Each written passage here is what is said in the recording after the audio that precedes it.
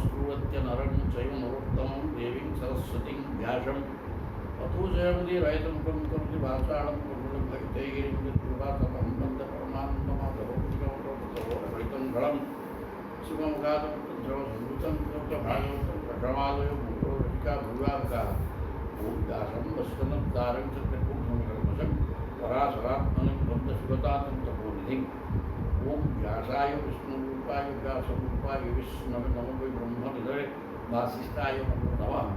ओम श्री परमात्मने नमः। ओम नमो भगवते वासुदेवाय। हरि बोल। बर्तमान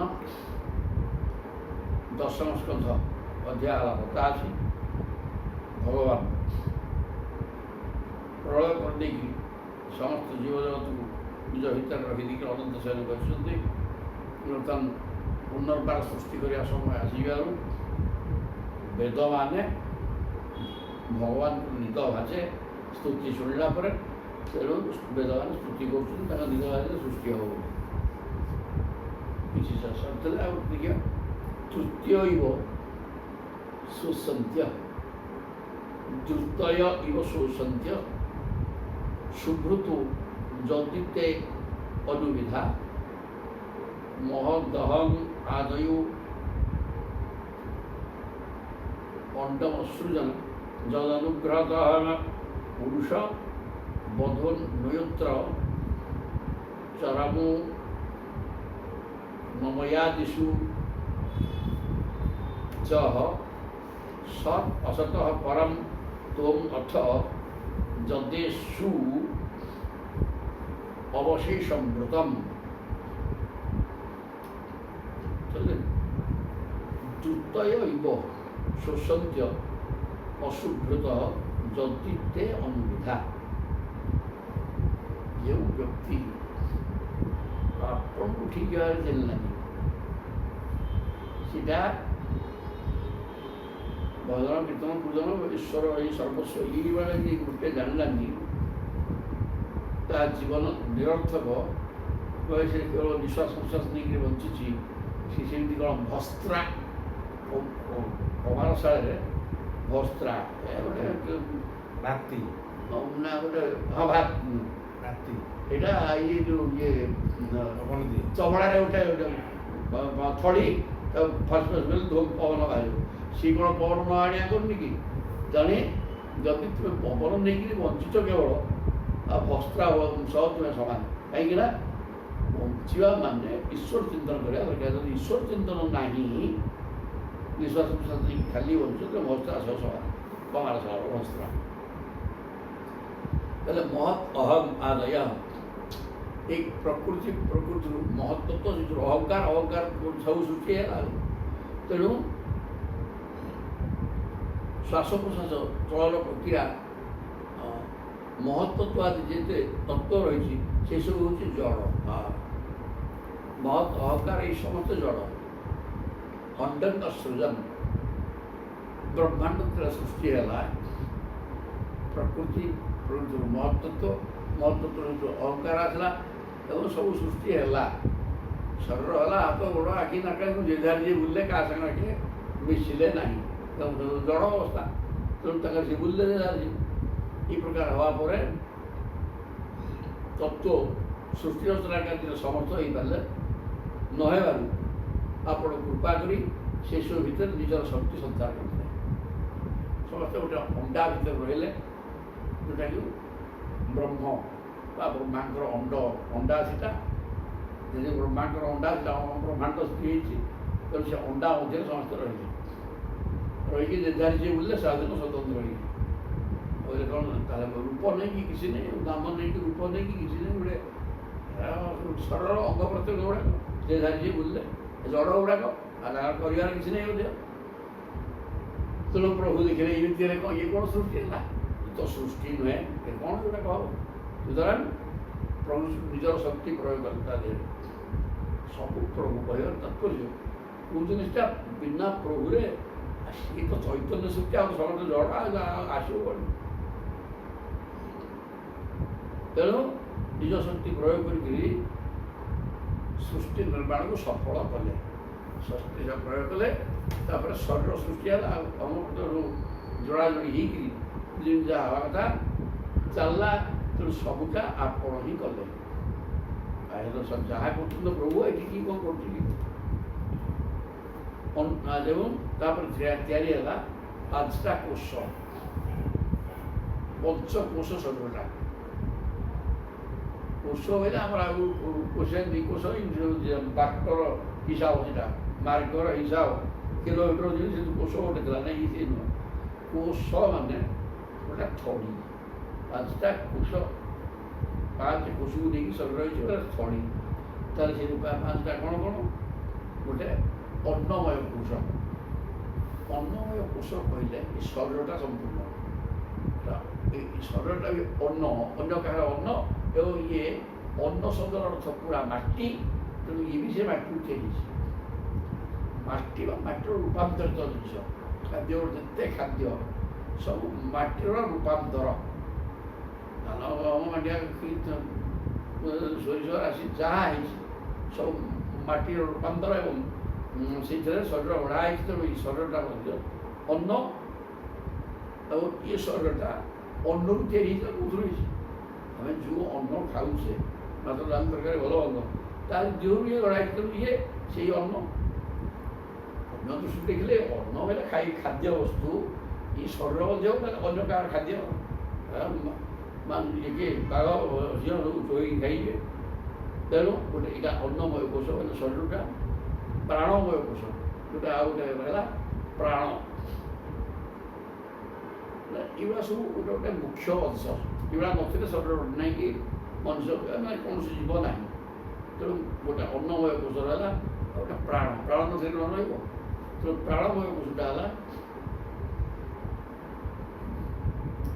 ବାୟୁ ଚଳାଚଳ ହେଇକି ଜୀବନ ଶକ୍ତିଟା।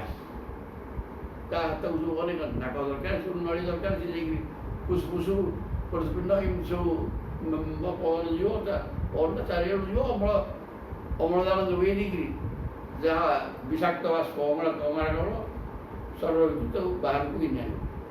ତେଣୁ ଏଇଟା ପ୍ରାଣମୟ କୋଷ। ଆଉ ଗୋଟେ ମନମୟ କୋଷ, ଯେଉଁଟା ମନ ଏବଂ 10 ଇନ୍ଦ୍ରିୟକୁ ନେଇକି ହେଇଛି। ତାକୁ 10 ଇନ୍ଦ୍ରିୟର ମାଲିକ ମନ। ଏ 10 ଇନ୍ଦ୍ରିୟ ଏବଂ ମନ, ଏହା ମନମୟ କୋଷ। ତାପରେ ବିଜ୍ଞାନମୟ କୋଷ ଆଉ ଗୋଟେ।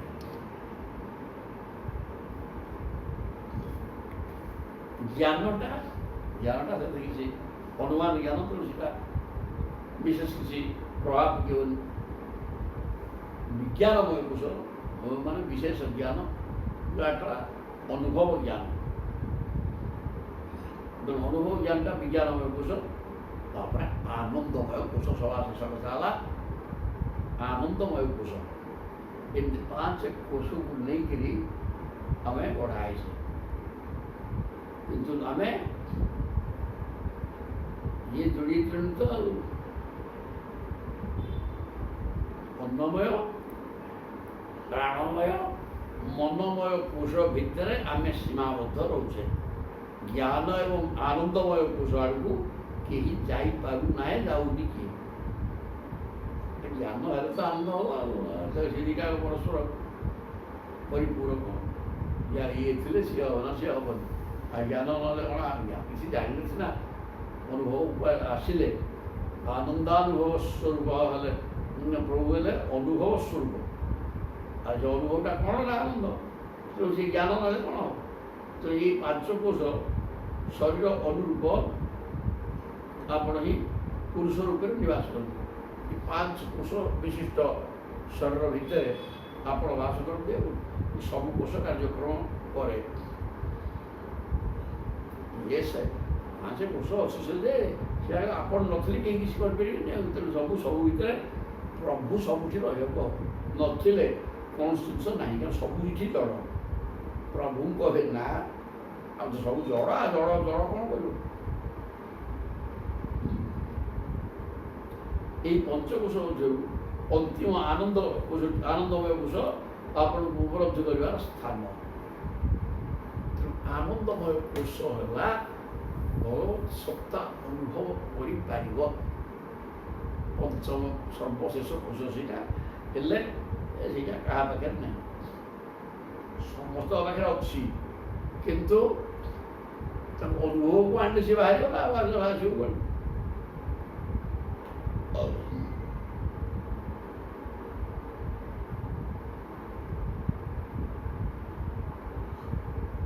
ଆନନ୍ଦମୟ କୋଷକୁ ବା ଆନନ୍ଦକୁ ଅନୁଭବ କଲେ ନାଇକି ମୁକ୍ତି ହେବ, ନହେଲେ ମୁକ୍ତିର ପ୍ରଶ୍ନ ନାହିଁ। ଜ୍ଞାନୀମାନେ এই সমগ্র জগৎକୁ ଉପନିଷଦର ନୀତି ନୀତି ବାକ୍ୟ ଦ୍ୱାରା ପ୍ରତ୍ୟାଖ୍ୟାନ କରି ଏପରି ସତ୍ ଅସତଃ ପରମ ତ୍ୱମ୍ ଅଥ ଯଦେଷୁ ଅବଶେଷ ମୂତ ଅବଶେଷମ୍ ଉତ୍ତମ, ଯାହା ଅବଶିଷ୍ଟ ରହିବା ବେଲେ ଏଠି ସତ୍ ଏବଂ ଅସତ୍ ଦୁଇଟା ଜିନିଷ ଅଛି। ବ୍ରହ୍ମ ସତ୍ୟମ୍, ଜଗନ୍ ମିଥ୍ୟା, ଜଗତର ମିଥ୍ୟା, ମାୟା ମିଥ୍ୟା, ପ୍ରହେଳିକା ନାହିଁ। ତେଣୁ ଜଗତ ବ୍ରହ୍ମ ହେଲେ ସତ୍ୟ ପଦାର୍ଥ ଏବଂ ଏ ବେଦ କ'ଣ କରୁଛନ୍ତି, ନେତି ନେତି ନା ଏଇଟା ନୁହଁ, ଏଇଟା ବ୍ରହ୍ମ ନା ନାହିଁ, ଇଏ ବ୍ରହ୍ମ ନୁହେଁ। ପ୍ରକୃତି ବ୍ରହ୍ମ ନା ନା ସେ ହେଇପାରିବ ନାହିଁ। ପ୍ରକୃତି ଜଡ଼ା, ବ୍ରହ୍ମ ହେଲେ ଚୈତନ୍ୟ ବସ୍ତୁ ସେ କଟିଗଲେ। ଯେଉଁବେଳେ ଅହଙ୍କାର ଅହଙ୍କାର ତ ସବୁ ସୃଷ୍ଟି କରୁଛି, ସିଏ ହିଁ ବ୍ରହ୍ମ ପଦାର୍ଥ ନା, ସିଏ ହେଇପାରିବେ ନାହିଁ। ଅହଙ୍କାରଟା ବ୍ରହ୍ମ ବିରୋଧୀ ଜିନିଷ। ଅହଙ୍କାର ଦ୍ୱାରା ଭଗବତ ପ୍ରାପ୍ତି ହେବ। ସବୁ ଡୁଆଲ ଜିନିଷ, ଦୁଇଟା କଥା ଶୁଭାଇବ। ସେ ଅହଙ୍କାର ଭଗବାନଙ୍କୁ ପାଇବା ପାଇଁ ସାହାଯ୍ୟ କରିବ, କିନ୍ତୁ ସେଇ ଅହଙ୍କାର ସଂସାରରେ ଉଡ଼େଇକି ମାରିବ। ତେଣୁକରି ଅହଙ୍କାର ଅହଙ୍କାର ଅହଙ୍କାର ଅହଂ କି ମୁଁ, ଅହଂ କରୋତି ଅହଙ୍କାର, ଯିଏ ମୁଁ ହୁଏ, ସେ ତ ଅହଙ୍କାର ଆଉ ସରିବା ସବୁ ଦୁଇଟା ଦିଗ ଅଛି ଆଉ ସବୁ ଦୁଇଟା ଦିଗ ଅତ୍ୟାଚାର କରନ୍ତି। ତେଣୁ ବର୍ତ୍ତମାନ ନେତି ନେତି ନେତି ଏଇଟା ନୁହଁ ସେଇଟା ନୁହଁ ସେଇଟା ନୁହଁ ଏମିତି କରିକି ଗଲେ ଯିଏ ରହନ୍ତି ଅବଶେଷ ଯେଷୁ ଅବଶେଷମ୍, ନାହିଁ ଏ ନୁହଁ ସେ ନୁହଁ, ନାହିଁ ନାହିଁ ନାହିଁ ନାହିଁ ନାହିଁ ନାହିଁ କରିସାରିଲା ପରେ ନାହିଁ ସରିଗଲେ କ'ଣ ଆସିବ? ଅଛି। ତେଣୁ ଯିଏ ଅଛି ସିଏ ହିଁ ସତ, ଅସ୍ତି ଇତି ସତ, ଯିଏ ଅଛି ସେ ହେଲା ସତ, ସତ ବ୍ରହ୍ମ। ଆଉ ସବୁ ନାହିଁ ନାହିଁ ପ୍ରମାଣ ଯୁକ୍ତି ଦେଖେଇ ଇଏ ବ୍ରହ୍ମ ନା ନାହିଁ, ସିଏ ବ୍ରହ୍ମ ନା, ସବୁ ନାହିଁ ନାହିଁ ହେଇଗଲା ପରେ ଅବଶେଷ ଯିଏ ରହେ ସିଏ ହିଁ ଋତମ୍, ସିଏ ହିଁ ଅଛି, ଏବଂ ସିଏ ହେଲେ ଋତମ୍ ସତ୍ୟମ୍, ସିଏ ହିଁ ବ୍ରହ୍ମ। ସବୁ ସୁନ୍ଦର କଥା କହିଲେ। ଉତ୍ତରମ୍ ଉପାସତେ ଯ ଋଷିବତ୍ମସୁ ଉର୍ପଧୃଷଃ ପରିସର ପଦ୍ଧତିନି ହୃଦୟ ମାରୁଣୟ ଦହରମ୍ ତତ୍ତ ଉଦଗାଦନନ୍ତ ତବଧାମ ଶିରଃ ପରମ୍ ପୁନରିହ ଯତ୍ ସಮೇତ୍ୟ ନ ପତନ୍ତି କୃତାନ୍ତ ମୁଖେ। ଋଷିମାନେ ଆପଣଙ୍କୁ ପାଇବାର ଅନେକ ପ୍ରକାର ମାର୍ଗ ଦେଖେଇଛନ୍ତି।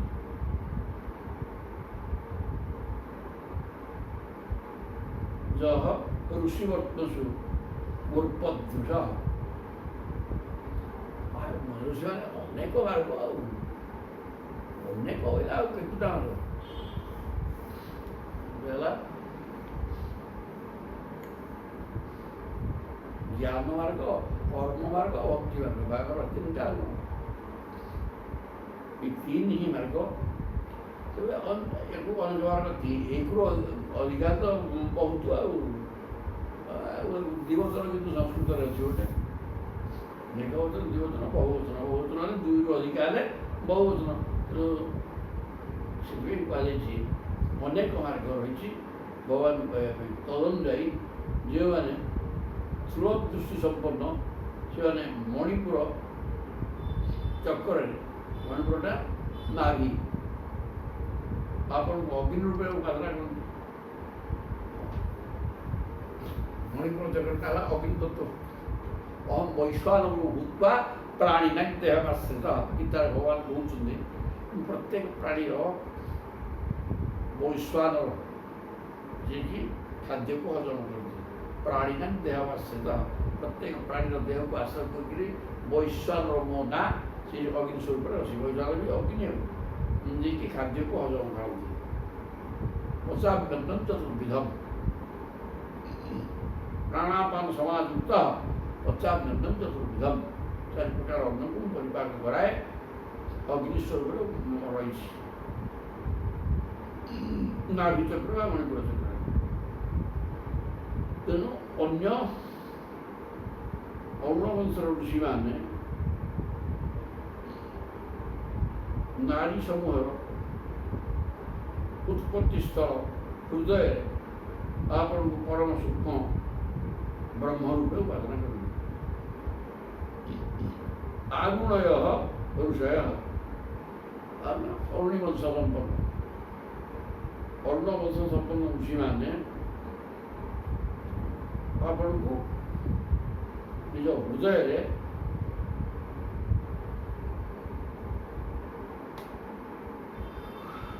ବ୍ରହ୍ମ ଭାବରେ ଚିନ୍ତନ କରନ୍ତି। ତେଣୁ ହେ ଅନନ୍ତ ତତ୍ତ ଉଦଗାତ୍ ଅନନ୍ତ ତବ ଧାମ ଶିର ପରମ୍। ସେଇ ହୃଦୟରୁ ହିଁ ଯେଉଁ ସୁଷୁମ୍ନା ନାଡ଼ି ବାହାରିଛି ବ୍ରହ୍ମରନ୍ଧ୍ର ସହସ୍ରାର ଚକ୍ର ପର୍ଯ୍ୟନ୍ତ ଯାଇଛି। ହୃଦୟରୁ ଗୋଟେ ନାଡ଼ି ବାହାରିଛି ଆଉ ଯାଇଛି ସହସ୍ରାର ପର୍ଯ୍ୟନ୍ତ। ତାହା ହେଉଛି ଆପଣଙ୍କୁ ପାଇବା ଶ୍ରେଷ୍ଠ ମାର୍ଗ।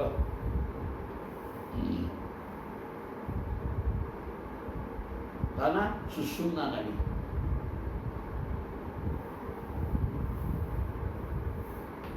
ଇଡ଼ା ପିଙ୍ଗଳା ସୁଷୁମ୍ନା।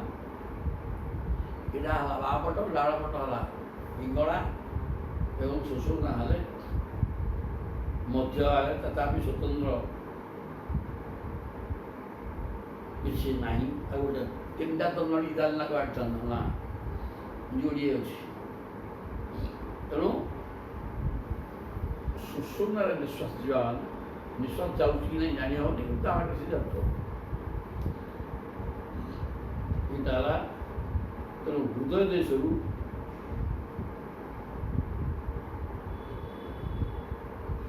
ନାଡ଼ି ଯାଇଛି କୋଉଠିକି ସହସ୍ରାରୁ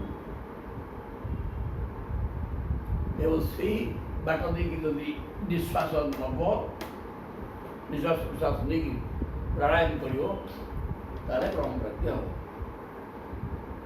ପୁନରିହଜତ୍ ସମ୍ବେଦ୍ୟ ନ ପତନ୍ତି ହୃଦାନ୍ତ ମୁଖେ। ସେଇ ଜ୍ୟୋତିର୍ମୟ ମାର୍ଗ ଦ୍ୱାରା ଯୋଗୀ ଊର୍ଦ୍ଧ୍ୱକୁ ଯାଇ ଆପଣଙ୍କୁ ଲାଭ କରନ୍ତି। ହୃଦୟରୁ ଗୋଟେ ନାଡ଼ି ଯାଇଛି ସହସ୍ରାର ପର୍ଯ୍ୟନ୍ତ ଏବଂ ସେଇ ବାଟ ଦେଇକି ବାୟୁ ଚାଳନା କରି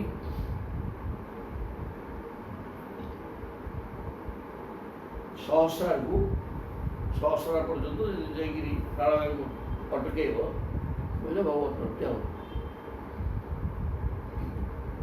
ଆପଣଙ୍କୁ ପାଇଗଲେ ଯିବ ଆଉ ଜନ୍ମ ମରଣ ଚକ୍ରରେ ପଡ଼ିବ।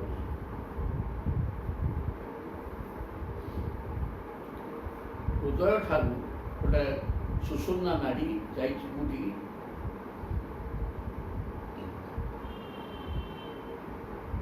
ସହସ୍ରାର ପର୍ଯ୍ୟନ୍ତ। ସେ ନାଡ଼ି ଦେଇକି ଯଦି ପବନ ଦେବେ ସଞ୍ଚାର କରିପାରିବ ତାହେଲେ ଯାଇକି କ'ଣ ହେବ ନା ମୁକ୍ତି ହେବ, ନା କିଛି ହେବନି। ଏତିକି ପାଠ ବତେଇଲେ। ସୁକୃତ ବିଚିତ୍ର ଯୋନିଷୁ ବିଷଦିବ ହେତୁତୟା ତରତମତ ଚକାଶ୍ମୀ ଅନଳବତ ସୁକୃତା ନିବୃତ୍ତି। অর্থ বিতথাসু অমুষু বিতথম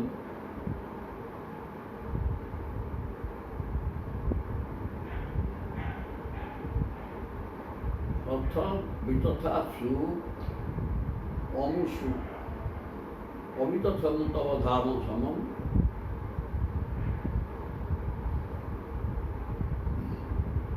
বিরজ ধিও অন্বয়ন্তি অভিবিপস্য বিপশ্যন এক শব্দ।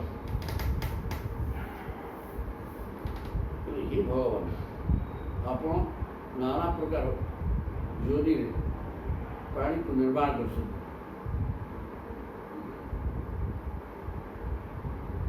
ଆସି 84 ଲକ୍ଷ ବିଭିନ୍ନ ଜୀବଜନ୍ତୁ ଅଛନ୍ତି, ଏସବୁ ଆପଣଙ୍କ ଏସବୁର ସ୍ରଷ୍ଟା। ସୁକୃତ ବିଚିତ୍ର ଯୋନି, ଏ ଯେଉଁ ଅସଂଖ୍ୟ ଯୋନି ମାନେ ଜନ୍ମ ହେବା ସ୍ଥାନ, ଯେଉଁଟାକି ନାମ ରୂପକୁ ନେଇକି ଆବିର୍ଭାବ ମାନେ ସଂସାରକୁ ଆସନ୍ତି। 84 ଲକ୍ଷ ଜୀବଜନ୍ତୁ, 84 ଜାତୀୟ ଜୀବଜନ୍ତୁ ସମସ୍ତେ ନାମ ରୂପ ନା ଅଲଗା ରୂପ ଅଲଗା ସବୁ ବିଭିନ୍ନ ଦୂରରେ ଜନ୍ମଗ୍ରହଣ କରନ୍ତି, ଯେଉଁଟାକି ଆପଣଙ୍କ ଦ୍ୱାରା ସୃଷ୍ଟ।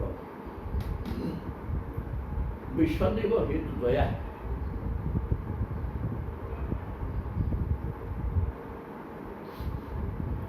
ସେସବୁରେ ଆପଣ ହିଁ ବିଦ୍ୟମାନ।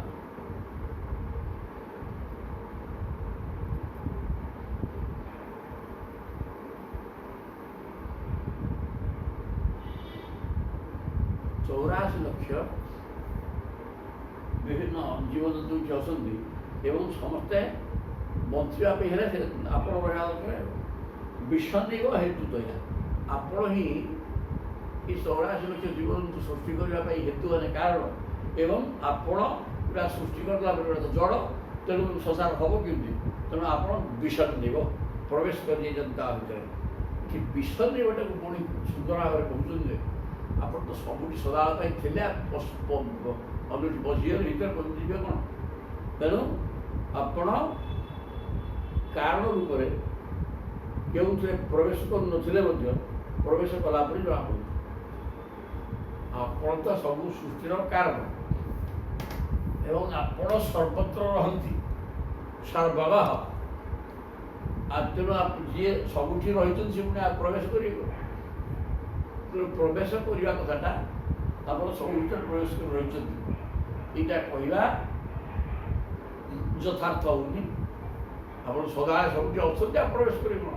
ଯିଏ ନାହିଁ ସିଏ ସିନା ପ୍ରବେଶ କରିବ, ଯିଏ ସବୁଠି ଅଛି ସିଏ ପ୍ରବେଶ କରୁନି। ତେଣୁ ପ୍ରବେଶ କରିବା କଥା ଆପଣଙ୍କ ଉପରେ ଆରୋପ କରାଯାଏ, ପ୍ରକୃତ ସେ କଥା ଠିକ୍ ନାହିଁ। ଏହା ଛଡ଼ା କାଠର ବିଭିନ୍ନ ଆକାର ପ୍ରକାର ଅନୁସାରେ ଅଗ୍ନି ଯେପରି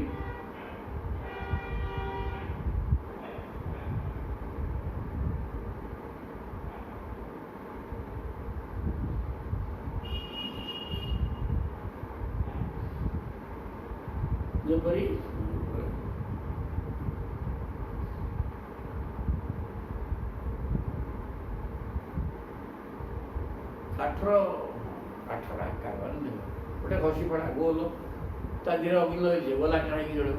ଗୋଟେ 3 କୋଣିଆ କାଠ ଅଛି, 3 କୋଣିଆ ହେଇକି ରହିବ। ଗୋଟେ ଲମ୍ବା କାଠ ଅଛି, ଲମ୍ବା ହେଇକି ଅଗ୍ନି ଜଳିବେ।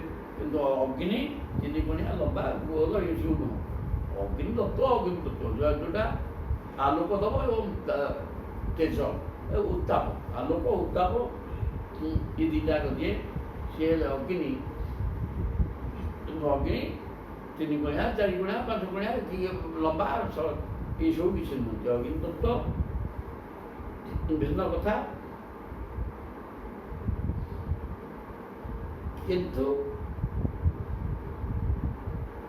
ଯାହାକୁ ଆଶ୍ରୟ କରିକି ଅଗ୍ନି ରହନ୍ତି, ସେ ବସ୍ତୁର ସେ କାଠ ତାଙ୍କର ଜାଳେଣି ରୂପ ଯେମିତି ସେ ସେମିତି ରୂପକୁ ନିଅନ୍ତି। ସେମିତି ବ୍ରହ୍ମ ପଦାର୍ଥ ଯେଉଁ ସାପ ଭିତରେ ରହିଲେ, ମାଛ ଭିତରେ ରହିଲେ, ସବୁ ଗଛ ଭିତରେ ରହିଲେ, ମನುଷ୍ୟ ଭିତରେ ରହିଲେ, ହାତୀ ଘୋଡ଼ା ସବୁ ଭିତରେ ରହିଲେ। ଯଦି ରହିଲେ ସେ ଆକାରକୁ ଯେ ବ୍ରହ୍ମ ପଦାର୍ଥ ସେଇ ପ୍ରକାର ସାପ ପିଢ଼ି କି ବାଘ ପିଢ଼ି ସେମିତି ନୁହଁ। ଅଗ୍ନି ତତ୍ତ୍ୱ ସେମିତି ସ୍ୱତନ୍ତ୍ର ଜିନିଷ, ସେଥିରେ ଆଲୋକ ଅଛି ଏବଂ ଉତ୍ତାପ ଅଛି। ଏହା ନା ଅଗ୍ନିତ୍ୱ। ଆଉ ସେ 3 ଗୁଳିଆ 5 ଗୁଳିଆ ଲମ୍ବା ଗେଡ଼ା ସେସବୁ ନୁହଁ। ଠିକ୍ ସେମିତି ଚୈତନ୍ୟ ଶକ୍ତି ହେଉଛନ୍ତି ବ୍ରହ୍ମ ପଦାର୍ଥ। ଆଉ ସେ ସାପ ବେଙ୍ଗ ଗଛ ମାଛ ଏଇ ତାଙ୍କର ରୂପ ନୁହଁ। ଏଗୁଡ଼ାକ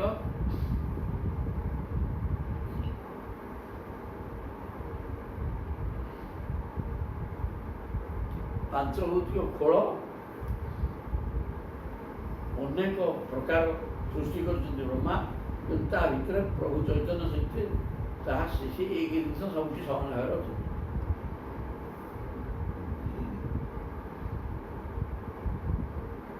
ତେଣୁ ସେଥିପାଇଁ ସତ୍ପୁରୁଷମାନେ ଲୌକିକ ଓ ପାରଲୌକିକ କର୍ମର ଜଞ୍ଜାଳ ପ୍ରତି ଓ ସେଗୁଡ଼ିକର ଫଳ ପ୍ରତି ବୀତସ୍ପୃହ ହୋଇ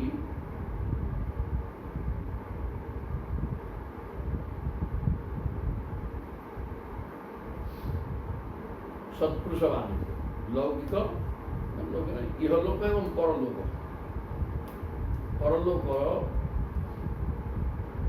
କର୍ମର ଜଞ୍ଜାଳ ପ୍ରତି ସେଗୁଡ଼ିକର ଫଳ ପ୍ରତି ବୀତସ୍ପୃହ ହୋଇ ନିଜର ନିର୍ମଳ ବୁଦ୍ଧିରେ ସତ୍ୟ ଅସତ୍ୟ ଆତ୍ମା ଅନାତ୍ମା ବୁଝି ଜଗତର ମିଥ୍ୟା ନାମ ରୂପର ଜାଲରେ ପଡ଼ନ୍ତି ନାହିଁ।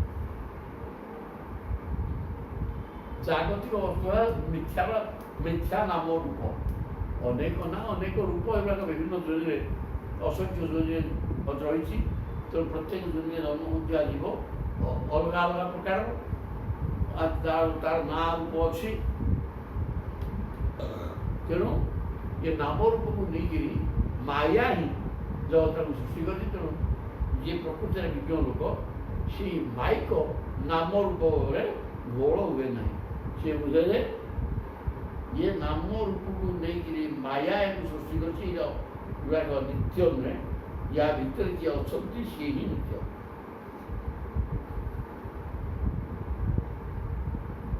ତେଣୁ ଏ ପ୍ରକାର ଚିନ୍ତନ ବୁଝିବାରୁ ନାମ ରୂପକୁ ନେଇ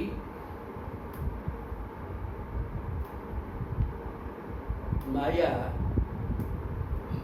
ଅନେକ ରୂପ ରଚନା କରିଛି, ତାକୁ ବିଦ୍ୱାନ ଲୋକ ପ୍ରାୟ ଗ୍ରହଣ କରନ୍ତି ନାହିଁ। ସେମାନେ ଆପଣଙ୍କର ସର୍ବତ୍ର ସମଭାବରେ ସ୍ଥିତ ସତ୍ୟ ସ୍ୱରୂପର ସାକ୍ଷାତକାର କରନ୍ତି। ଆପଣ ସତ୍ୟ ଜ୍ଞାନ ଏବଂ ଆନନ୍ଦମୟ ଜ୍ୟୋତିର୍ମୟ ସେ ରୂପକୁ ସେ ଗ୍ରହଣ କରନ୍ତି। କିନ୍ତୁ ଏଇ ଯେଉଁ ନାମ ରୂପକୁ ନେଇକରି ଅନେକ 84 ଲକ୍ଷ ବିଭିନ୍ନ ପ୍ରକାର ଯୋନିରେ ଆପଣ ତିଆରି କରୁଛନ୍ତି ଅନେକ ଜୀବଜନ୍ତୁ, ପୁରା 84 ଲକ୍ଷ। ସେ ଗୋଟେ ନାଁ ରୂପକୁ ନେଇକରି ପୁରା ଜଳ ପଦାର୍ଥ ଏବଂ ମାୟା ସୃଷ୍ଟ। ସେ ଅଛି ପୁଣି ନାହିଁ ତ ଆଉ, କିନ୍ତୁ ଆପଣ ସଦାବେଳେ ଅଛନ୍ତି। ତେଣୁ ଯିଏ ବିଦ୍ୱାନ ଲୋକ ସିଏ ସଦାସର୍ବଦା ବିଦ୍ୟମାନ। ନିତ୍ୟ ବସ୍ତୁ ଆପଣଙ୍କୁ ଚିନ୍ତା କରେ, ଅନିତ୍ୟ ବସ୍ତୁକୁ ଚିନ୍ତା କରେ ନାହିଁ। କାରଣ ସଂସାର ହେଲା ଅନିତ୍ୟ ଏବଂ ଅନେକ ନାମ ରୂପକୁ ନେଇକି ଅନେକ ହେଇଯାଇଛି। ତା ବିଷୟରେ ଚିନ୍ତା କରିବା ଦରକାର ନାହିଁ। ସୁକୃତ ପୁରେ ସ୍ୱବିଷୁ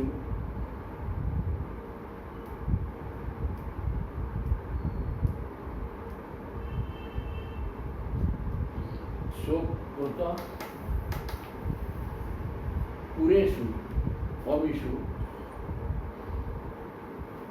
অবহিহি অন্তর সম্বরণ তব পুরুষং বদন্ত্যখিল শক্তি ধ্রুতোৎসৎকৃত ইতি ভ্রুগতিং বিবিচ্য কবয়ঃ নিগমাগমনম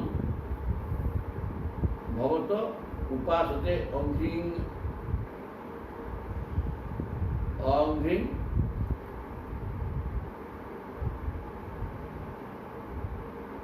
মদ্ভবম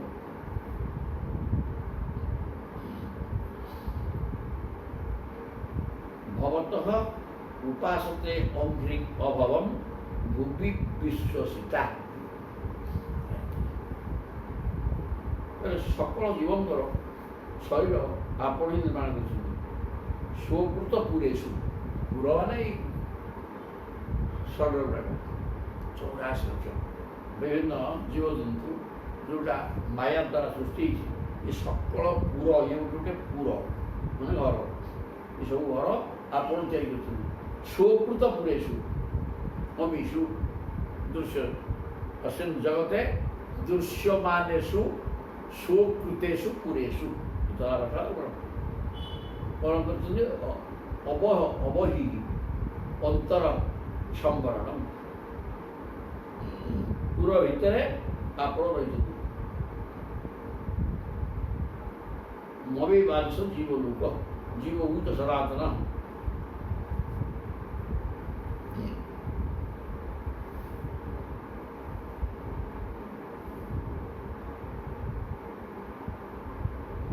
ମବି ବାଂଶ ଜୀବ ଲୋକ ଜୀବ ଭୂତ ସନାତନ ଗୀତା କହିଛନ୍ତି ଏ ଜୀବ ଲୋକଟା ମୋରି ଅଂଶ ମୋ ଠାରୁ ଭିନ୍ନ ନୁହେଁ ସେ ତାଙ୍କ ଅଂଶ ପ୍ରଭୁ ଏ କଥା କହୁଛନ୍ତି କୋଉଠି କହୁଛନ୍ତି ମୁଁ ସେଟା ଏକ ନୁହଁ ସେ ମାୟା ତାଙ୍କର ନିଜର ଶକ୍ତି ନିଜ ଭିତରେ ମାୟା ଏସବୁକୁ ତିଆରି କରୁଛି ତେଣୁ ପ୍ରଭୁ ସିଧାସଳଖ ଯେହେତୁ ବଢ଼ୁନାହାନ୍ତି ମାୟାର କାମ ତେଣୁ ତାକୁ ମାୟା ବୋଲି କୁହାଯାଇଛି ତଥାପି ପ୍ରଭୁ କହୁଛନ୍ତି ଏଗୁଡ଼ା ମୋରି ବି ଅଂଶ ମାୟାଟା ପ୍ରଭୁଙ୍କର ଶକ୍ତି ଆଉ ତାଙ୍କ ଅଂଶ ଆପଣଙ୍କର ସ୍ୱରୂପ ଯେପରି ଜଡ଼ ତତ୍ତ୍ୱର ଅତୀତ ଆପଣଙ୍କର ଅଂଶ ମଧ୍ୟ ସେହିପରି ଜଡ଼ ତତ୍ତ୍ୱର ଅତୀତ ବ୍ରହ୍ମ ପଦାର୍ଥ ଆପଣଙ୍କର ସ୍ୱରୂପ ହେଲା ଚୈତନ୍ୟ ଜଡ଼ ନୁହେଁ ତେଣୁ ଠିକ୍ ସେମିତି ଆପଣଙ୍କର ଅଂଶ ଜଡ଼ ନୁହନ୍ତି ତେଣୁ ଆପଣଙ୍କ ସହିତ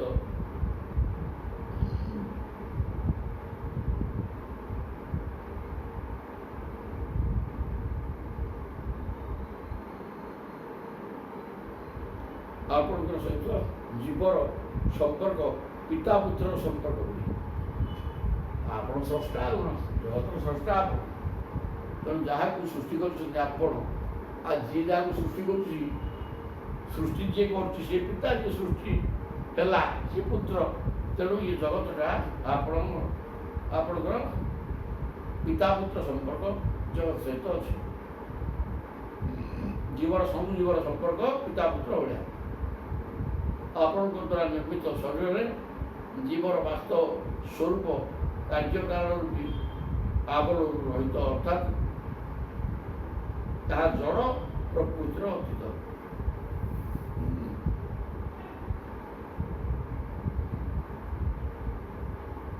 ତବ ପୁରୁଷ ବଦନ୍ତି ଅଖିଳ ଶକ୍ତି ଧୃତ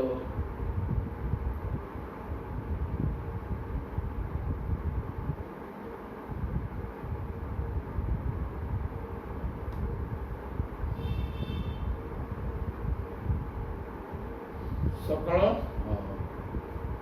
ତାହେଲେ ଯେତେ ଜୀବ ଅଛନ୍ତି 84 ଲକ୍ଷ ଜୀବ ଏ ସବୁ ଆପଣ ତିଆରି କରୁଛନ୍ତି ଏବଂ ଆପଣଙ୍କର ଏଇ ଜୀବ ସହିତ ପିତା ପୁତ୍ର ସମ୍ପର୍କ ଆପଣ ଜନକ ସବୁ ସୃଷ୍ଟି କରୁଛନ୍ତି ତେଣୁ ଆପଣ ପିତା ଏସବୁ ଜଗତା ସବୁ ଆପଣଙ୍କର ପୁତ୍ର ଭଳିଆ ତେଣୁ ଆପଣଙ୍କ ଦ୍ୱାରା ନିର୍ମିତ ଶରୀରରେ ଜୀବର ବାସ୍ତବ ସ୍ୱରୂପ କାର୍ଯ୍ୟକାରଣ ରୂପେ ଆବରଣରୁ ରହିତ ଅର୍ଥାତ୍ ତାହା ଜଡ଼ ପ୍ରକୃତିର ଅତୀତ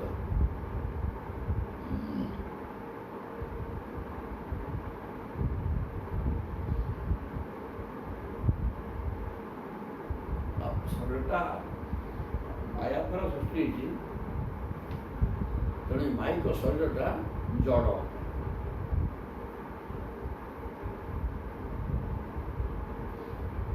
ତତ୍ତ୍ୱଜ୍ଞାନୀମାନେ ଯେହେତୁ ଜୀବକୁ ସମସ୍ତ ଶକ୍ତିଧାରୀ ଆପଣଙ୍କର ଏଇ ସନାତନ ଅଂଶ ଜୀବାତ୍ମାଟା ଆପଣଙ୍କର ଅଂଶ କିନ୍ତୁ ମାଇକ ଶରୀର ଏହା ଜଡ଼ ମାୟା ହିଁ ଜଡ଼ ନିଜେ ଚୈତନ୍ୟ ଶକ୍ତି ତା ପାଖରେ ନାହିଁ ତେଣୁ ମାୟା ଜଡ଼ ମାୟା ଯାହା ସୃଷ୍ଟି କଲା ସିଏ ହେବ ଜଡ଼ ଏବଂ ତା ଭିତରେ ଆପଣ ଚୈତନ୍ୟ ସ୍ୱରୂପରେ ଅଛନ୍ତି ତେଣୁ ତତ୍ତ୍ୱଜ୍ଞାନୀମାନେ ଆପଣଙ୍କର ସନାତନ ଅଂଶ ବୋଲିକି ମାନନ୍ତି ଜୀବର ଏପରି ମହତ୍ତ୍ୱ ଉପଲବ୍ଧି କରି ଜ୍ଞାନୀମାନେ ଆପଣଙ୍କର ଚରଣ ଯୁଗଳର ଉପାସନା କରନ୍ତୁ। କାରଣ ଜୀବାତ୍ମାଟା ଆପଣଙ୍କର ଅଂଶ ଏବଂ ମାୟା ପ୍ରକୃତି, ମାଇକ ପ୍ରକୃତିଟା ସେ ଆପଣଙ୍କର ଶକ୍ତି ହେଲେ ମଧ୍ୟ ସେ ଜଡ଼, ଚୈତନ୍ୟ ଶକ୍ତି ସେ ନୁହେଁ।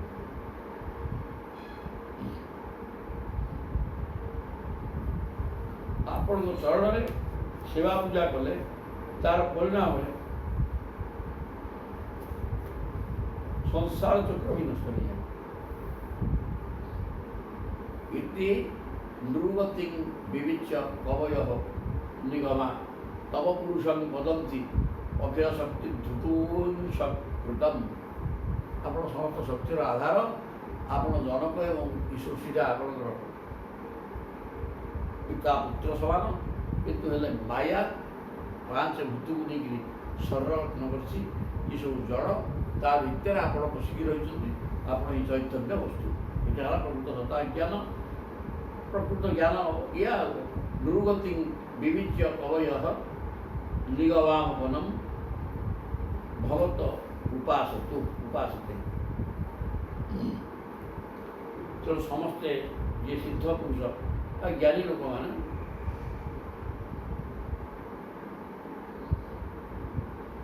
ଜୀବାତ୍ମ ସ୍ୱରୂପରେ ଆପଣ ଯିବା ହେତୁ ସର୍ବଶକ୍ତିମାନ ଆପଣଙ୍କୁ ହିଁ ଉପାସନା କରନ୍ତି। ମାୟାକୁ ନୁହଁ। ମାୟା ତ ସୁସ୍ଥ ଜଗତ, କିଛି ନାହିଁ, ଜଡ଼। ଆପଣଙ୍କ ଚରଣ କମଳ ହେଉଛି সকଳ ପ୍ରକାର ଲୌକିକ ପାରଲୌକିକ କର୍ମ ସମର୍ପଣ କରିବାର ପ୍ରକୃଷ୍ଟ ସ୍ଥାନ। ସମସ୍ତ କର୍ମ ଆପଣଙ୍କୁ ସମର୍ପଣ କରାଯାଇପାରିବ। ଏପରି ଦୃଢ଼ ନିର୍ଣ୍ଣୟପୂର୍ବକ ଆପଣଙ୍କୁ ଉପାସନା କରିବା ଦ୍ୱାରା ଆପଣଙ୍କ ଭକ୍ତକୁ ବୈକୁଣ୍ଠ ଧାମ ମିଳିଯାଏ।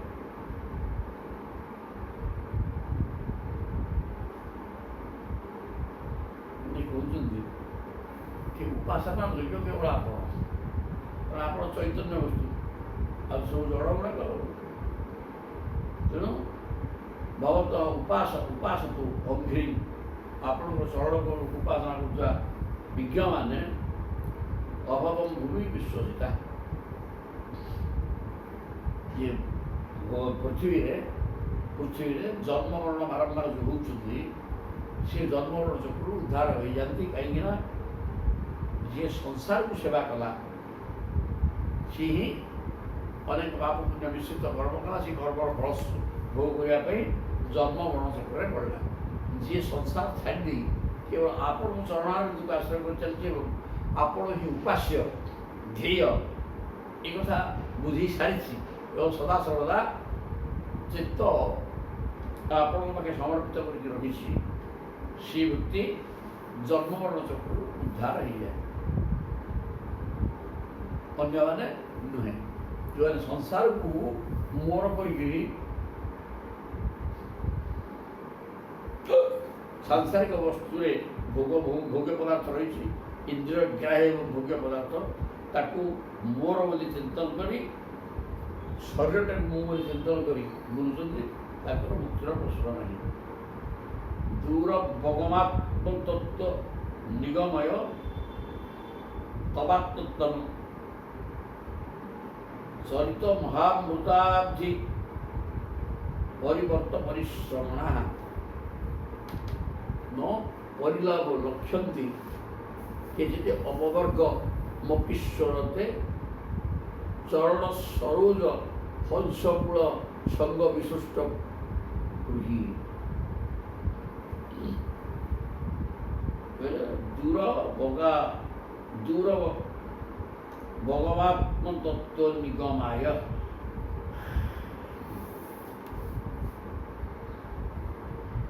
ଦୂର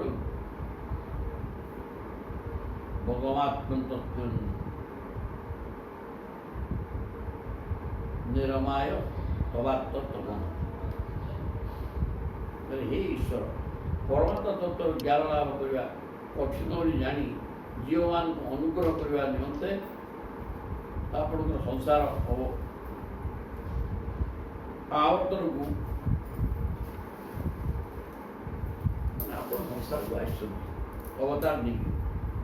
ତବାତ୍ମତନୁ ଆତ୍ମତନ ମାନେ ଅନେକ ଶରୀର ଯାହା ଯେଉଁ ଶରୀରର ଆବଶ୍ୟକତା ଅଛି ସେ ପ୍ରକାର ଶରୀର ଆପଣ ଧରୁଛନ୍ତି କାହିଁକି ନା ଦୂର ଭଗବ ଆତ୍ମତତ୍ତ୍ୱ ନିଗମାୟ ଆପଣ ଆତ୍ମତତ୍ତ୍ୱକୁ ଗ୍ରହଣ କରିବା ବା ବୁଝିଯିବା କଠିନ ବ୍ୟାପାର ତେଣୁକରି ନିରାକାର କହିବା ତାତ୍ପର୍ଯ୍ୟ ନିର୍ଗୁଣ ନିରାକାର ଯେଉଁ ଆତ୍ମତତ୍ତ୍ୱ ଯିଏ ସଚିଦାନନ୍ଦମୟ ଏବଂ ଜ୍ୟୋତିର୍ମୟ ତାକୁ ଜଣେ ଅନୁଭବ କରିପାରିବ ନାହିଁ। ଜଣେ ମାଇକ ଜୀବ ସେ ମାୟା ଭିତରେ ନଟପଟ ହେଇ ପ୍ରକୃତ ଆପଣଙ୍କର ନିର୍ଗୁଣ ନିରାକାର ସ୍ୱରୂପକୁ ଚିନ୍ତନ କରିପାରିବ ନାହିଁ। ତେଣୁ ଆପଣ ଏ ଜୀବ ମୁକ୍ତି ପାଇବାର ଇଚ୍ଛା ରଖି ବିଭିନ୍ନ ସମୟରେ ଅନେକ ତପ ଆତ୍ମତନୁ ଅନେକ ରୂପ ଆପଣ ନିଅନ୍ତି ଏବଂ ସେ ରୂପ ଦେଇକିରି ଯେଉଁ ଯଶ କୀର୍ତ୍ତି ସଂସାରରୁ ପାପତାକୁ ଘଟେଇ ଧର୍ମ ସ୍ଥାପନ କରି ସାଧୁ ସତ୍ତ୍ୱକୁ ପାଳନ କରିବା ବ୍ୟବସ୍ଥା କରନ୍ତି ସ୍ୱର୍ଗ ଧରିକି ସେଗୁଡ଼ାକ ପୁରାଣ ଆକାରରେ ବର୍ଣ୍ଣନା କରାଯାଇଛି। ତାକୁ ପଢ଼ି ସେଥିରେ ଆପଣଙ୍କ ରୂପ ବର୍ଣ୍ଣନା କରାଯାଇଛି। ତା ମାଧ୍ୟମରେ ବ୍ୟକ୍ତି ବିଶେଷ ସେସବୁକୁ ଆଶ୍ରୟ କରିକି ମୁକ୍ତି ପଥର ପଥିକ ହୁଏ। କିନ୍ତୁ ନିର୍ଗୁଣ ନିରାକାର ରୂପ ଚିନ୍ତନ କରିବା କ୍ଷମତା କାହାର ନାହିଁ ପ୍ରଶ୍ନ ନାହିଁ। ନିର୍ଗୁଣ ନିରାକାର କିଏ ଚିନ୍ତା କରିବ?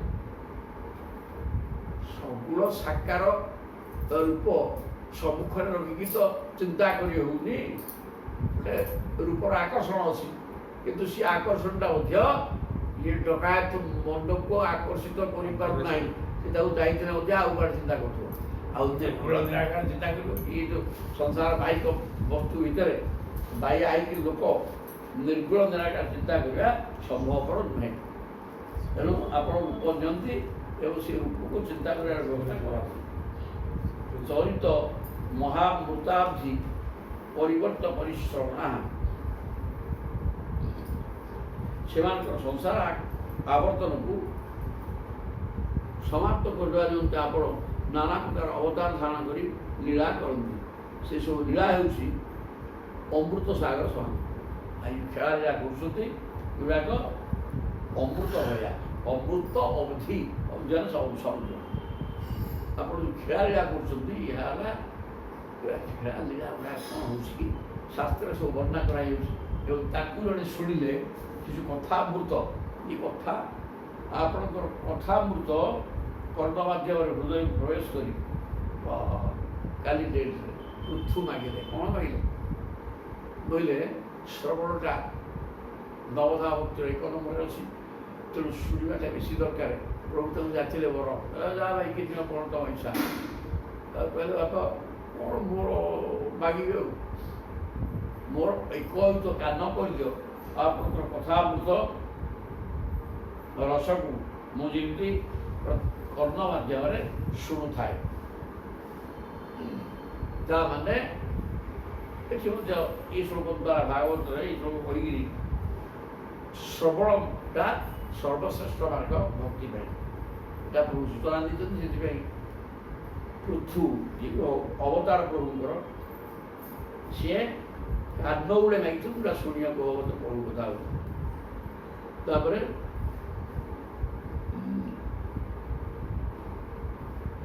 ତ ସେ ଯେଉଁ କଥାମୃତ ତାକୁ ଶୁଣିବା ଦ୍ୱାରା ଏ ସଂସାରରେ ବୁଲୁଥିବା ବ୍ୟକ୍ତି ହାଲିଆ ହେଇଯାଉଛି। ସିଏ ତ ଶାରୀରିକ ପରିଶ୍ରମ କରିବା ହେତୁ ହାଲିଆ ହେଉଛି ଆଉ ମାନସିକ ସ୍ତରରେ ମଧ୍ୟ ଦୁଶ୍ଚିନ୍ତାରେ ମଗ୍ନ ରହି ଛଟପଟ ହେଉଛି। ତେଣୁ ଏ କଥାମୃତ ଏଇସବୁ ଶାରୀରିକ ଏବଂ ମାନସିକ ଯନ୍ତ୍ରଣା ହଟେଇବା ପାଇଁ ଏକମାତ୍ର ଔଷଧରେ ବାପା ନ ପରିଲକ୍ଷନ୍ତି କେଚିତ୍ ଅପବର୍ଗମପି ଈଶ୍ୱରତେ। ଆପଣ ହେ ଈଶ୍ୱର ଆପଣ ଅପବର୍ଗ ମାନେ ମୁକ୍ତିଦାତା ହେଇଥିଲେ ମଧ୍ୟ କେଚିତ୍ ନ ପରିଲକ୍ଷନ୍ତି। କେହି ଅନେକ ବ୍ୟକ୍ତି ତା କେଚିତ୍ କେହି ହେଲେ ବି ସେ କଥା ଜାଣିପାରୁନାହାନ୍ତି। ଆପଣ ହିଁ ମୁକ୍ତିଦାତା। ତେଣୁ ଆପଣ ଅବତାର ନେଇକରି ବିଭିନ୍ନ ଖେଳାଳିଳା କରି ସେଥିରେ ଆପଣଙ୍କର ପୁଣ୍ୟ ଶ୍ଲୋକ ଆପଣ ତେଣୁ ଆପଣଙ୍କର ଯଶଗାନ କରାହେଉଛି। ତାକୁ ଯିଏ ଶ୍ରବଣ କଲା ସିଏ ହିଁ ଅମୃତ ରସକୁ ଆସ୍ୱାଦନ କଲା ଏବଂ ଏ ଯେଉଁ ସଂସାରର ଶାରୀରିକ ପରିଶ୍ରମଜନିତ କଷ୍ଟ ବା ମାନସିକ ଯନ୍ତ୍ରଣା ଏ ଉଭୟକୁ ଦୂର କରିବା ପାଇଁ ଆପଣଙ୍କର ଚିନ୍ତନ ହିଁ ଏକମାତ୍ର ଔଷଧ ବା ସବୁ ଦୂର କରିଦେଇପାରିବ। ତଥାପି କେହି ହେଲେ ବ୍ୟକ୍ତି ପରିଲକ୍ଷନ୍ତି କିଏଚିତ୍ କାଁ ଭାଁ କିଏ ହେ ଈଶ୍ୱର ଅପବର୍ଗଙ୍କୁ ଆପଣ ମୁକ୍ତି ଦେଉଥିଲେ ମଧ୍ୟ ଏଇଟା ସମସ୍ତେ ଗ୍ରହଣ କରୁନାହାନ୍ତି। କିଏ ଜାଣିଲେ ତ ହବ, କାହିଁକି ଏତେ ପାଠକୁ କିଏ ଯିବ, କ'ଣ ଆମ ଦରକାର କାହାର। ତେଣୁ ଚରଣ ସରୋଜ ହଂସକୂଳ ସଙ୍ଗ ବିଶିଷ୍ଟ ଗୁହା।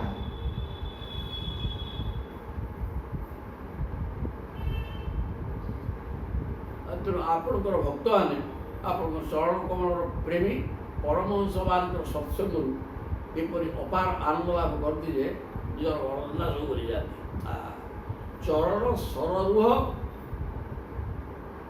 ହଂସକୂଳ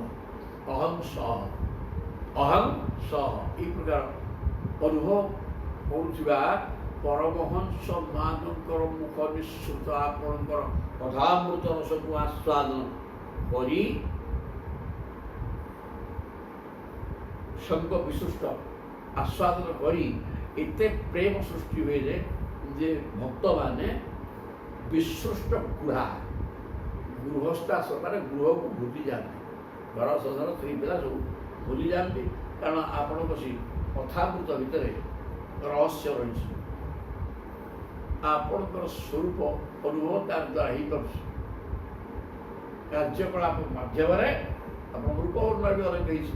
ସେ ରୂପର ଆକର୍ଷଣ ମନକୁ ଆକର୍ଷଣ କରୁଛି ଏବଂ ମନକୁ ଥୟ କରାଇ ଦେଉଛି ଆପଣଙ୍କ ରୂପରେ ବା କାର୍ଯ୍ୟକଳାପରେ, ଯାହାଫଳରେ ସେ ଆନନ୍ଦ ଅନୁଭବ କରୁଛି ଏବଂ ଶାରୀରିକ ପୀଡ଼ା ମାନସିକ ଯନ୍ତ୍ରଣା ସବୁକିଛି ଉଭେଇ ଯାଉଛି। ଅନ୍ୟ ବାଟ ନହେଲେ ନାହିଁ।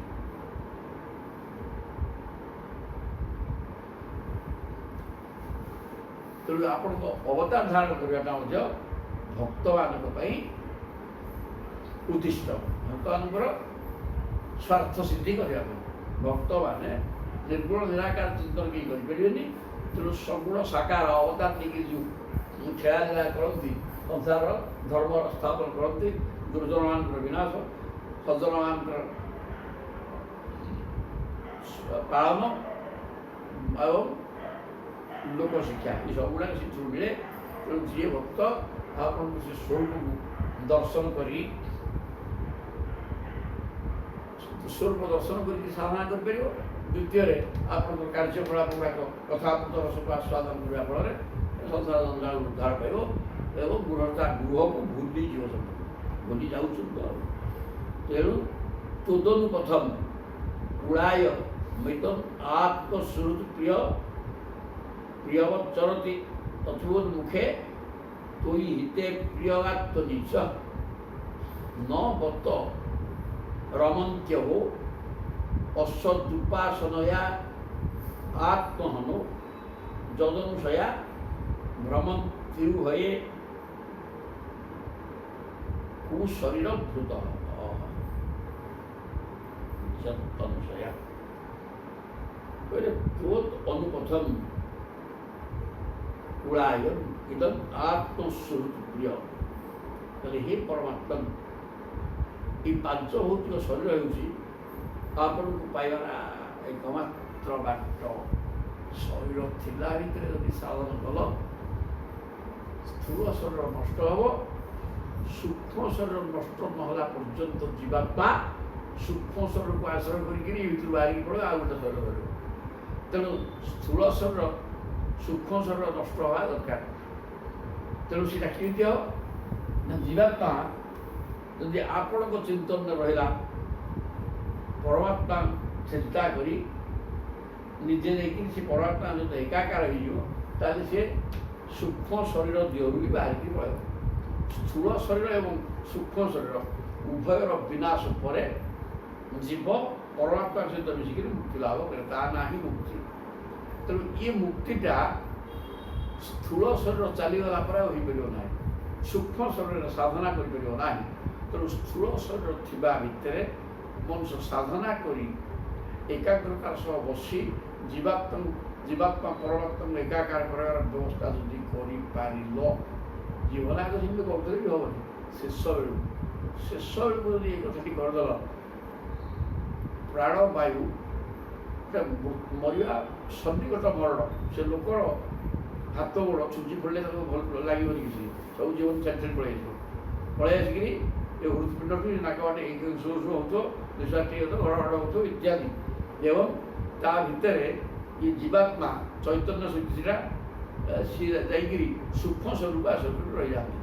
ଜୀବାତ୍ମା ବି ସୂକ୍ଷ୍ମ ଶରୀର କହିଲେ 5 ଜ୍ଞାନେନ୍ଦ୍ରିୟ ଓ 5 କର୍ମେନ୍ଦ୍ରିୟର ସୂକ୍ଷ୍ମ ସ୍ଥିତି। ମଲା ଶରୀର ଭିତରେ କାନ ଅଛି, ଶୁଣିବା ଶକ୍ତି ନାହିଁ, ସେଟା ସୂକ୍ଷ୍ମ। ଶ୍ରବଣ କଥା ଗ୍ରହଣ କରିକି ମନକୁ ନେଉଛି, ସେ ଜିନିଷ ସେଟା ପଳେଇଥିବ। ଆଖି ଦେଖିବା, ସବୁ ଆଖି ରୂପ ଗ୍ରହଣ କରୁଛି, କିନ୍ତୁ ଆଖି ଅଛି, ସେ ରୂପ ଗ୍ରହଣ କରିବା ଜିନିଷଟା ପଳଉଛି। ଏଗୁଡ଼ାକ ସୂକ୍ଷ୍ମ ଜିନିଷ। ଆଉ ଏଇସବୁ ଗୁଡ଼ାକ ଯାଇକିରି 17ଟା ଜିନିଷରେ ସୂକ୍ଷ୍ମ ଶରୀର ରହିଛି। 5 ଜ୍ଞାନେନ୍ଦ୍ରିୟ, କର୍ମେନ୍ଦ୍ରିୟ 5, ମନ ବୁଦ୍ଧି 12, 5 ପ୍ରାଣ, ଅପାନ ଉଦାନ ସମାନ ଅଜ୍ଞାନ, ଏତିକିରେ ସୂକ୍ଷ୍ମ ଶରୀର ତିଆରି ହେଇଛି। ତା ଦେହରେ ଜୀବାତ୍ମା 17 ପରେ ଇଏ 18, ଏତକ ମିଶିବା ପରେ ଇଏ ବାହାରିକି ପଳଉଛି, ପଳେଇଲା ପରେ ଆଉ ଶରୀର ଦେଉଛି। ତେଣୁ ଇ ଭିତରେ ଯେଉଁ ମନ ଅଛି, ସେଠି ସେ ମନ ରହିଲା। ଏଠି ଯେମିତି କର୍ମ ହେଉଛି ସାଙ୍ଗେ ସାଙ୍ଗେ ସେଇ ପ୍ରକାର କର୍ମ ସେ କରିବ। এই প্রকার এই সংসার চালিছে। তবে এইটা କ'ଣ ହେଉଛି, ତୋଦନ୍ତୁ ପ୍ରଥମ ଗୁଳାୟନ ଇଦଂ ଆତ୍ମ ସୁହୃତ୍ ପ୍ରିୟ ଅଭାବ। ପାଞ୍ଚଭୌତିକ ଶରୀର ହେଉଛି ଆପଣଙ୍କୁ, ତେଣୁ ସାଧନା କରିପାରିବ। ଏ ଶରୀର ଥିଲା ଭିତରେ, ଶରୀର ଚାଲିଗଲେ ସାଧନା ନାହିଁ। ଯଦି ଆପଣଙ୍କୁ ପାଇବା ପାଇଁ ଇଏ ଚେଷ୍ଟା କରିବ, ଏ ସ୍ଥୂଳ ଶରୀର ଥାଇକି ନିଜର ଆତ୍ମୀୟ ପ୍ରିୟ ସୁହୃଦ କରି ଆଚରଣ କରେ। ପ୍ରକୃତରେ ଆତ୍ମୀୟତା ଆମର ରହିବା ଦରକାର ଜୀବାତ୍ମା ପାଖରେ, କାରଣ ସିଏ ଥିବାରୁ ଆମେ ବଞ୍ଚିଛେ। ଲୋକ କିଛି ବୁଝିପାରୁନୁ, ଆମେ କାହିଁକି ଈଶ୍ୱରକୁ ଚିନ୍ତନ କରିବା ନା? ସିଏ ଯିଏ ଆମକୁ ବଞ୍ଚେଇକି ରଖିଛି, ପ୍ରଭୁ ଥିବାରୁ ହିଁ ଆମେ ଅଛେ। ମାନେ ହବ ନାହିଁ, ଗୋଟେ ମୃଦାର ଜଡ଼ ପଡ଼ି ରହିଛି, ତା ଦେହରେ ପ୍ରଭୁ ସତ୍ତା ନାହିଁ। ନିଶ୍ୱାସ ପ୍ରଶ୍ୱାସ ଆମେ ନେଇକି ବଞ୍ଚୁଛେ, ଆମେ ଜବରଦସ୍ତ ନୁହେଁ, ପ୍ରଭୁ ସତ୍ତା ଥିବାରୁ ବଞ୍ଚୁଛୁ। ପ୍ରଭୁ ଥିବାରୁ ସେ ନିଶ୍ୱାସ ପ୍ରଶ୍ୱାସ ଯାଉଛି, ସେ ଚାଲିଗଲେ ନିଶ୍ୱାସ ପ୍ରଶ୍ୱାସ ବନ୍ଦ, ସବୁ ଉଠଉ। ତେଣୁକରି ଆମର ଈଶ୍ୱର ଚିନ୍ତନ କରିବା ଦରକାର। ଯଦି ପ୍ରଭୁ ସଂସାରକୁ ଛାଡ଼ି ଈଶ୍ୱର ଚିନ୍ତନ କଲେ, ସାଧନା ଠିକଣା ହେଇକି ହେଲେ, ଆତ୍ମୀୟ ଭାବ ପ୍ରଭୁଙ୍କ ସହିତ ଆସିଲେ, ସ୍ଥୂଳ ଶରୀର ଥିବା ଭିତରେ ଯଦି ସାଧନା କରିପାରିବ, ତାହେଲେ ମୁକ୍ତି ଲାଭ ମିଳିବ, ନହେଲେ କିଛି ମୁକ୍ତି ହେବ ନାହିଁ। ରମୟନ୍ତ୍ୟ ଅସତ ଉପାସନୟା ଆତ୍ମହନ, ଯେଉଁମାନେ ଆତ୍ମଘାତୀ ସେମାନେ କ'ଣ କରନ୍ତି, ନ ବତ ରମନ୍ତି ଇହ ଅସତ୍ ଉପାସନୟା। ଏଠି ଅସତ୍ ସତ୍, ବ୍ରହ୍ମ ସତ୍ୟମ ଜଗନ ମିଥ୍ୟା। ସତ୍ ବା ଆତ୍ମା ହେଉଛନ୍ତି ସତ୍, ଅନାତ୍ମ ବସ୍ତୁ ହେଲା ଜଗତ, ଯେଉଁଟା ମିଥ୍ୟା। ତେଣୁ ଏ ଅନାତ୍ମ ବସ୍ତୁ ପଛରେ ଗୋଡ଼େଇ ୟା ଭିତରୁ ସୁଖ ଆସ୍ୱାଦନ କରୁଥିବା ବ୍ୟକ୍ତି ଆତ୍ମହନ୍ତା, ଆତ୍ମଘାତୀ କାମ କରୁଛି। ଏ ଶରୀର ଥାଇକିରି ତ ମଣିଷ କରାଗଲା, ବୁଦ୍ଧି ଜ୍ଞାନ କେତେ କଥା ଦିଆହେଇଛି, କିଛି ବୁଝିଲୁନି। ଏଗୁଡ଼ା ତ ପଶୁ କରୁଛନ୍ତି। ଏଇ ଯେଉଁ ସାଂସାରିକ ସୁଖ ଭୋଗ ବିଷ୍ଟା ଭିତରେ ଥିବା କୁର୍ମି କରୁଛିରେ, ଏଇଟା ବିରାଟ କୋଠାଘର ତାର ଗଦାଟା, ଏବଂ ତା ଭିତରେ ସେ ସସଲ ହେଉଛି, ତାର ସ୍ତ୍ରୀ ପିଲା ରହୁଛି ଭିତରେ, ବଂଶ ବଢ଼ୁଛି, ସବୁ ହେଉଛି। ତେଣୁ ଯେଉଁ ସାଂସାରିକ ସୁଖ ଭୋଗ, ଏହା ବିଷ୍ଟା ଭିତରେ ଥିବା କୁର୍ମି ବି କରୁଛି। ତୁ ବ୍ରାହ୍ମଣ ନିଷୋଧନ ପାଇଲୁ, ତୋର ବୁଦ୍ଧି ଜ୍ଞାନ ଟିକେ ଖର୍ଚ୍ଚ କରିକି ବୁଝୁନୁ, ଏଗୁଡ଼ାକ ନାହିଁ। ତା ମଧ୍ୟ କାହିଁ ଗୋଡ଼େଇଛୁ? ଅନାତ୍ମ ବସ୍ତୁ ବା ଅନାତ୍ମ ବସ୍ତୁ ଅସତ୍ ସଂସାର ପାଇକ ବସ୍ତୁ ଗୁଡ଼ାକ ନାହିଁ। ମାୟା, ଯା ମା ଯିଏ ନାହିଁ, ସିଏ ହେଲା ମାୟା। ତେଣୁ ଏ ବାଇକ ବସ୍ତୁକୁ ଛାଡ଼, ନିତ୍ୟ ବସ୍ତୁକୁ ଧ୍ୟାନ କରେ, ଶରୀର ଥିବା ଭିତରେ ଧ୍ୟାନ କରି ଆତ୍ମା ପରମାତ୍ମା ଏକାକାର କରିଦେ। ଯଦନୁସୟା ଭ୍ରମନ୍ତି ଉରୁଭଏ କୁ ଶରୀର ମୃତ। ତେଣୁ ଇଏ ଆତ୍ମହନ ଯେଉଁମାନେ ଆତ୍ମଘାତୀ ସେମାନେ ଏ ଅନାତ୍ମ ମନାତ୍ମ ଭିତରେ ଗୋଡ଼େଇ ସଂସାରକୁ ଭୟ ମୃତ୍ୟୁ ଭୟ ସଦାସର୍ବଦା ମୃତ୍ୟୁ ଭୟ ଥିବ। ତେଣୁ ଭୟ ବିହୋଳ ହେଇକିରି ଉଚ୍ଛିତ ଶରୀର ପ୍ରାପ୍ତ କରୁ। କାହିଁକିନା ସାଂସାରିକ ବସ୍ତୁ ପଛରେ ଗୋଡ଼େଇଲେ ପାପ ପୁଣ୍ୟ ମିଶ୍ରିତ କର୍ମ କରିବ। ତେଣୁ ତାକୁ ଭୋଗ କରିବା ପାଇଁ ବାରମ୍ବାର ଜନ୍ମମରଣ ଭୋଗିବ। କେବଳ ଜନ୍ମମରଣ ଭୋଗିବା ପାଇଁ ଏକମାତ୍ର ବାଟ ହେଉଛି ସାଂସାରିକ ଏ ସଂସାର ପଛରେ ଗୋଡ଼େଇବା, କର୍ମ କରିବା। କର୍ମ ହିଁ ଜନ୍ମ ମରଣର ମଞ୍ଜି। ଆମେ ଜନ୍ମ ମରଣ ଯେଉଁ ରହୁଛେ ବାରମ୍ବାର ଜନ୍ମ ହେବା କରିବା ଦୁଃଖ ଭୋଗିବା, ଏଇଟା କର୍ମ ହେତୁରୁ। କର୍ମ ମାନେ କର୍ମ ବୋଲେ ଈଶ୍ୱର ଚିନ୍ତନ କରେ ସେ କର୍ମ ନା ନାହିଁ, ସିଏ ବି କର୍ମ।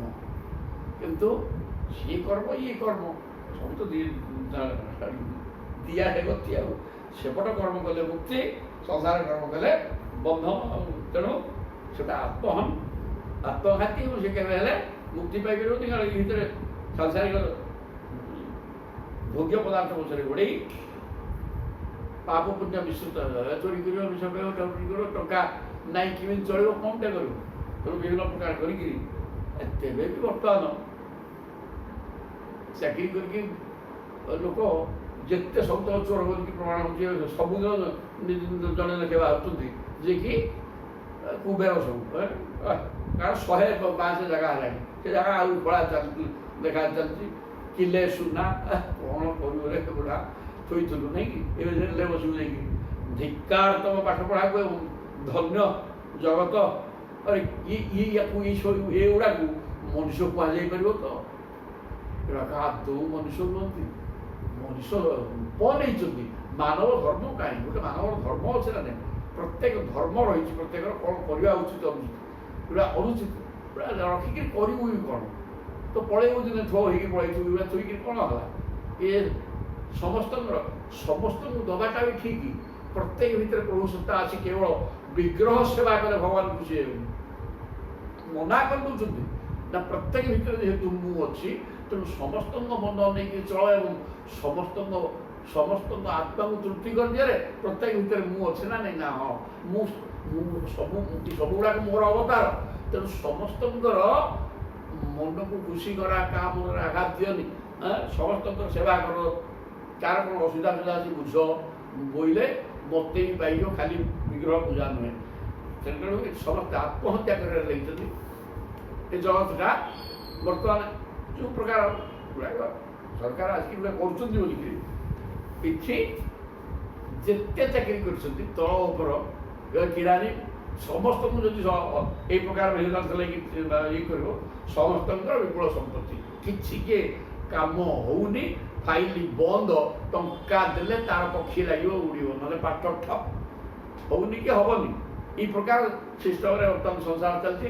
ତେଣୁ ଏ ମଣିଷମାନଙ୍କୁ ଧିକ୍କାର। କିଛି ଶିଖରେ କୋଉଠି ତେବେ ଥିଲ, କେତେ ଐଶ୍ୱର୍ଯ୍ୟ ଭୋଗ କରୁଥିଲ, ଏବେ ଧରା ପଡ଼ିଲ ଚୋର ପରିବେଶ ନା ନିଜ ଜେଲରେ। ତେଣୁ ଚୋରି କରନିରେ ସତରେ ଚାଲ, ଏ କଥା ଭାଗବତ କହୁଛନ୍ତି। କିନ୍ତୁ ତାହା ହେଇପାରୁନି। ଜୟ ଜଗନ୍ନାଥ। ହଁ, ପାଖେଇ ଯିବେ, ଇଏ ତ କିଟି କିଟିଆ ଜ୍ଞାନ, ଇଏ ବେଶୀ ଘଟିବେନି। ଜୟ ଜଗନ୍ନାଥ। ଈଶ୍ୱର ଚିନ୍ତନ ଲଗେଇଲେ ଆତ୍ମ